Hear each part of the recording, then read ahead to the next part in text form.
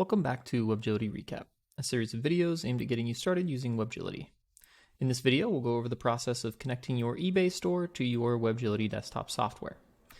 If you've already connected a store previously, you'll want to go to Integrations, Stores, and then Add a new store. Otherwise, it should take you to this screen when you first sign in. Under Select Store Type, you'll want to select eBay. And the name is only important if you have more than one store and want to make sure you understand which store you're looking at. My eBay store will work for now. Once you select your store and name, hit Continue, and this next screen will ask you to connect to eBay. This screen should open up your default browser to prompt you to log into your eBay account.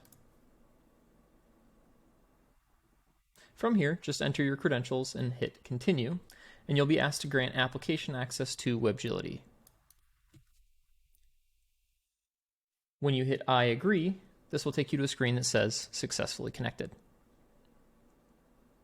Once you're successfully connected, you can close the browser and go back to the WebGility application.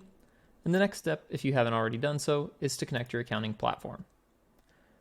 You can confirm this by seeing that the payment methods, shipping methods, and product categories are all downloaded and hitting the Continue button. That's it for this video. Thanks for watching, and we'll see you in the next one.